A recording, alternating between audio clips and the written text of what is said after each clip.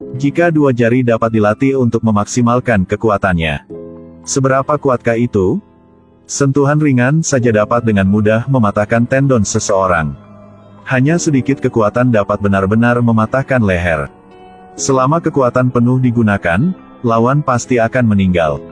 Pria ini bernama Ronnie, dia adalah dewa perang dengan tubuh berotot. Tapi 2 tahun lalu dia hanya orang yang tidak dikenal. Dia membawa surat rekomendasi ayahnya untuk menerima guru dan mulai berlatih. Karena Ronnie memiliki sifat memberontak. Jika keadaannya damai, dia akan menimbulkan masalah. Ayahnya khawatir putranya akan berada dalam bahaya setelah dia meninggal. Jadi dia menyerahkan putranya kepada sahabatnya untuk mengajar. Tapi Ronnie tidak tahu apa-apa. Begitu dia tiba, dia memamerkan keterampilan konyolnya. Dia bahkan menantang sang uskup. Tetapi detik berikutnya sang uskup mengangkat satu jarinya. Dapatkah kamu? Ronnie langsung bangkit kembali. Dia bilang dia tidak memukul orang tua. Setelah dia selesai berbicara, dia mengarahkan jarinya ke wajah gurunya. Namun akibatnya, kamu bisa tinggal di sini, tapi kamu harus patuh. Sang uskup menghargai persahabatannya dengan ayah Ronnie. Jadi akhirnya mengizinkan Ronnie untuk tinggal. Tapi dia tidak pernah mengajarinya seni bela diri. Tapi menyerahkan semua pekerjaan di gereja kepada Ronnie. Dia tidak hanya bertanggung jawab atas makanan semua orang. Tetapi dia juga harus membantu mereka mencuci pakaian. Setelah melakukan hal-hal ini, dia pun masih harus membunyikan lonceng.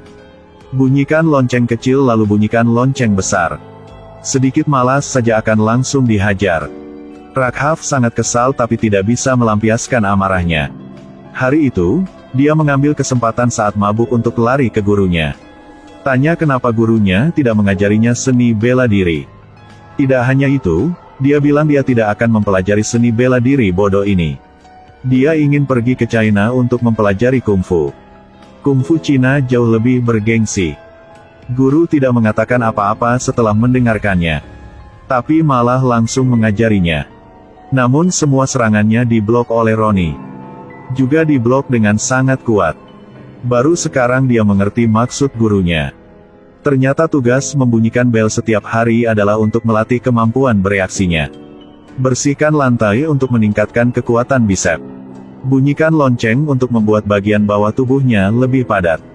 Ternyata hari pertama dia datang ke sini dia udah mulai diajari. Dia segera berlutut di depan sang uskup. Hari-hari berikutnya, gurunya secara resmi mewariskan seni bela diri kepadanya. Dia akan berlatih dengannya setiap hari. Melalui pelatihan guru, kekuatan Ronnie dengan cepat meningkat. Teman-teman sekelas bukanlah lawannya. Ini membuatnya sangat berterima kasih kepada gurunya. Dan sang guru juga sangat menghargainya. Suatu hari ketika Ronnie sedang keluar untuk berjualan sayur, seorang gadis cantik melewatinya. Menyebabkan langit turun hujan deras. Semua orang bergegas menghindari hujan. Hanya gadis ini yang menikmati hujan deras. Dia secantik bidadari yang turun dari langit. Membuat Ronnie menatapnya dengan ekspresi bodoh. Dia segera berlari ke gadis itu dan mengaku perasaan padanya. Tidak menyangka tindakan Ronnie yang bermuka tebal ini menyentuh gadis itu. Sia pun jatuh cinta pada Ronnie. Sangat cepat mereka berdua jatuh cinta. Sia pun memberikan cincin pusaka itu kepada Ronnie. Namun tak disangka, hal itu diketahui oleh ayah Sia. Dia meminta Ronnie untuk meninggalkan Sia. Bukan karena dia tidak cukup baik.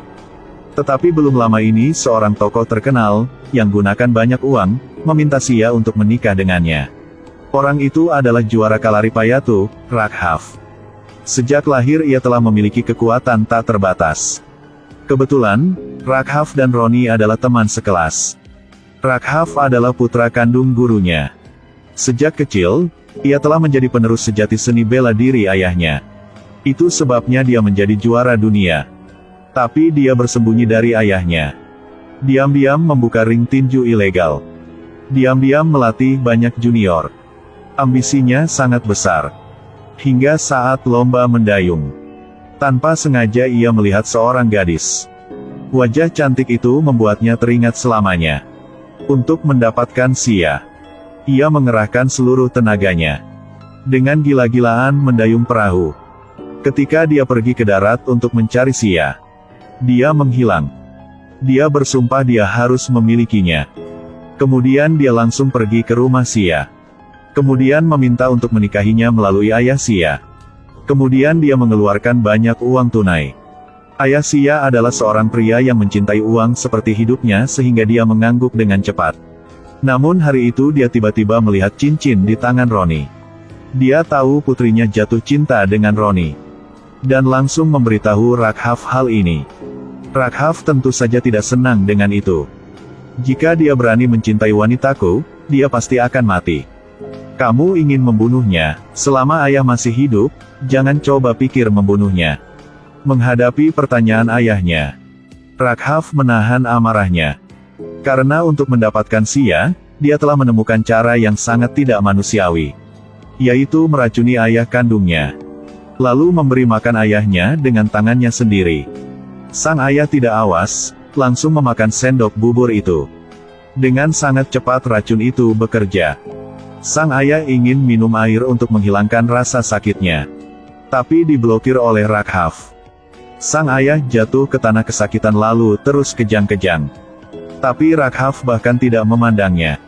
Untuk mendapatkan Xia, dia tidak menyesal membunuh ayahnya. Melihat ayahnya meninggal, dia langsung menelepon juniornya. Rakhav memutuskan untuk menangani saingan cintanya Roni. Pada saat ini, Roni sedang berjalan bersama adiknya. Tiba-tiba ada beberapa mobil di belakangnya. Langsung meraih adik Roni. Mereka tidak hanya mengejeknya, tapi juga melempar adiknya ke tempat sampah. Demi keselamatan adiknya, dia menahan diri untuk tidak berkelahi. Namun tiba-tiba kepala adik laki-laki Roni terbentur mobil.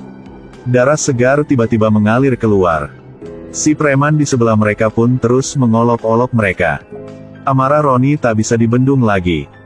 Dia mengayunkan kakinya untuk menendang orang yang paling dekat dengannya. Lalu mencengkeram leher seorang pria dan membenturkannya ke kap mobil. Lalu melompat dan menendang perut pria gendut. Kelompok preman melihat ini dan dengan cepat melarikan diri. Roni mengejar dan menangkap seorang pria, lalu dia melompat ke udara, dan melemparkannya dengan paksa. Sampai saat Roni menyusulnya.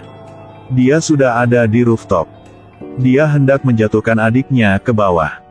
Mengancam Roni untuk berhenti. Roni sangat marah. Dia mengambil batu dan melemparnya ke arah si pria kulit hitam. Pada saat ini mereka jatuhkan adiknya ke bawah. Dia bergegas untuk menangkap adiknya. Dia sangat ketakutan.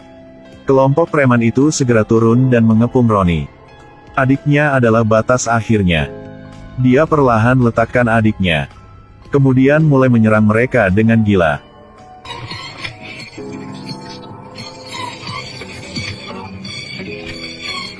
Pria kulit hitam itu melihat Roni sekuat harimau. Jadi dia berniat meraih adiknya sebagai pendukung. Roni buru-buru melompat ke tembok. Kemudian terbang ke udara. Lalu menendang keras kepala orang kulit hitam itu. Kemudian dia memecahkan pipa. Tepat ketika dia hendak membunuhnya. Untungnya adik laki-lakinya menghentikannya. Dengan begitu, sang kulit hitam lolos dari maut. Dan dia perlahan menjadi tenang juga. Dia memeluk adiknya, dalam hati sangat menyesal. Tapi ini belum berakhir. Rakhav mengetahui bahwa para juniornya telah gagal. Memutuskan untuk pergi menemui Roni. Saat Roni sedang memberi adiknya air untuk diminum, tiba-tiba dia ditangkap dari belakang oleh Rakhav. Kemudian seperti orang gila, dia menghajar Roni.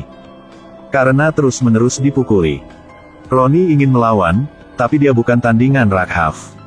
Meskipun kekuatannya besar, di depan Rakhav, itu bukan apa-apa.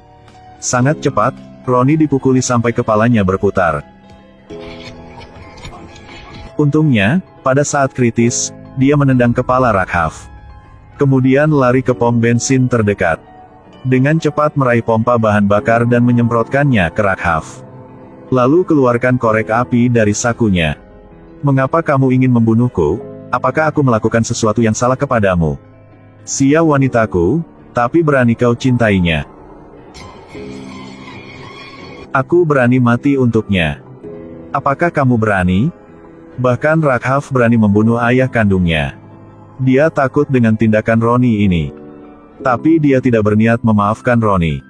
Dia langsung membuat Sia pingsan. Lalu taruh dia di pesawat ke Intevi. Ayah Sia pergi ke kantor polisi untuk melaporkannya. Namun pihak polisi tidak berani melakukan apapun dengan kekuatan Raghav. Ayah Sia tidak punya pilihan selain menceritakan hal ini kepada Ronnie. Meski sang ayah tidak mengharapkannya, hanya Ronnie yang bisa menyelamatkan putrinya sekarang. Ketika mengetahui bahwa gadis yang dicintainya diculik, dia langsung naik pesawat terbang ke Intevi. Namun, perjalanan ini mengguncangkan Intevi. Setelah sampai di Intevi, misi pertama Ronnie adalah menemukan lokasi Sia. Dia langsung pergi ke ring tinju Raghav. Saat ini, pemain di atas ring telah memenangkan 10 pertandingan berturut-turut. Dia dianggap sebagai raja tinju di sini. Semua orang sangat heboh bertepuk tangan. Melihat tidak ada yang berani menantangnya, Ronnie melangkah ke atas ring. Dia melepas mantelnya, memperlihatkan otot-ototnya yang mengepul. Para penonton di bawah sangat terkejut.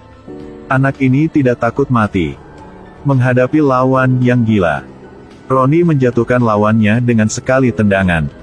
Menghadapi adegan secepat kilat ini, semua orang terdiam sesaat. Karena mereka tidak percaya dia bisa menang pada awalnya. Ronnie menoleh untuk melihat ke kamera. Tujuannya adalah untuk menarik perhatian Raghav. Biarkan dia menemukannya. Dengan sangat cepat sekelompok berandalan bergegas seperti sekawanan anjing gila. Ronnie membawa mereka ke sebuah gang kecil. Ronnie kemudian melompat ke dalam mobil.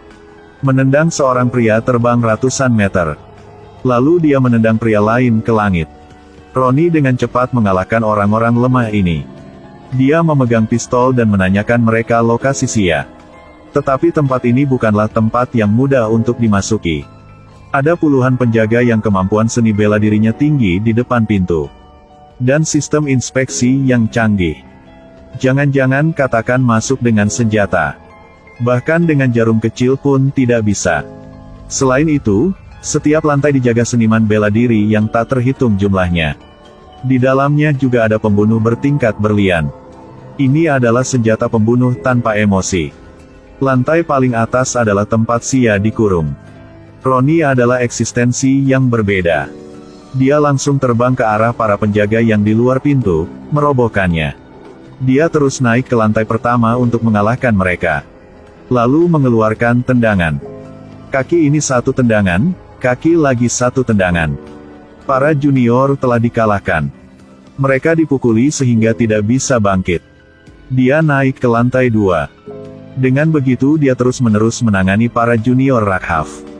Kalahkan petinju kekar yang tak terhitung jumlahnya. Kekuatannya yang luar biasa sebanding dengan para dewa. Tapi di lantai 6, ada seniman bela diri yang sangat arogan. Dia dengan keras mengutuk Ronnie. Tapi sedetik kemudian,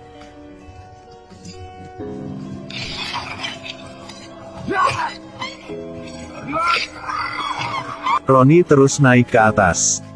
Dia terus berjalan dari lantai ke lantai. Membuka jalur darah untuk menyelamatkan sang kekasih. Setengah jam telah berlalu begitu saja. Nah, saya akan menghilangkan adegan seperti ini. Saat ini, Raghav melihat Ronnie berkelahi melalui kamera. Dia langsung memerintahkan si pembunuh nomor 1. Tapi sekarang hanya Raghav yang tersisa. Saat ini, Sia mendapatkan kebebasannya. Dia bergegas memeluk Ronnie. Bersama-sama mereka pergi mencari Raghav. Mereka memutuskan untuk maju bersama. Mereka saling temani. Dia melompati meja, menendang Ronnie. Lalu meraih tangan Sia. Lalu melemparkannya sejauh 10 meter. Ronnie yang marah menyerangnya. Ini pertarungan keduanya dengan Raghav. Tapi Raghav adalah juara dunia seni bela diri. Dia memukul Ronnie begitu banyak sehingga pikirannya kabur. Akhirnya berbalik dan menendang Ronnie ke tanah. Melihat dia tidak bisa bangkit, Raghav dengan arogan berkata, "Kamu benar-benar tidak tahu mengukur kekuatanmu sendiri, aku bahkan berani membunuh ayahku.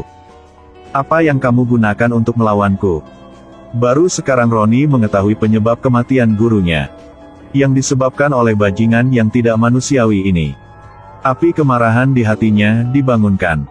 Tapi wajahnya anehnya tenang. Dia perlahan bangkit, melepas bajunya yang robek. Mengungkapkan 8 pek-ups. Kemudian siapkan pose yang sama dengan gurunya. Momen ini seperti guru telah memasuki Roni. Raghav juga bersiap untuk menyerang. Raghav akhirnya meninggal. Dia akhirnya berhasil membantu gurunya membalas dendam. Roni pun membuat patung untuk mengenang gurunya. Dia juga yang mengambil alih gereja gurunya. Roni dan Sia akhirnya hidup bahagia. Film hari ini segini saja.